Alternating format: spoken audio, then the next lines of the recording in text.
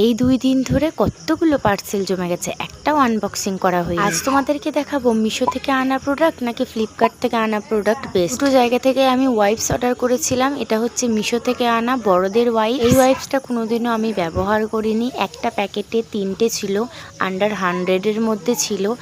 এটা আনবক্সিং করতে গিয়ে আমার অনেকটাই অসুবিধা হয়েছে, কারণ ওপেন কী করে করবো সেটাই বুঝতে পারছিলাম না। যাই হোক, এর ওয়াইপসটা কিন্তু অনেক বড় চওড়া আর খুব সুন্দর। প্রথমবার নিলেও এটা নিয়ে কিন্তু আমি ভালোই স্যাটিসফ্যাকশান পেয়েছি। এবার পালা ফ্লিপকার্ট থেকে নেওয়া ওয়াইপসগুলোর রিভিউ দেওয়া।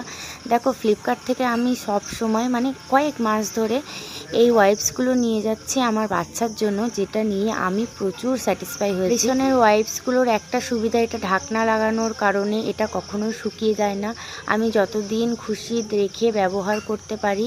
আর যেগুলো ঢাকনা লাগানো থাকে না, সেটা চট করেই শুকিয়ে যায় এই গরমের মধ্যে। তোমরাও যদি এই ওয়াইপসগুলো পারচেস করতে চাও, আমাকে কমেন্ট করতে পারো লিঙ্কের জন্য।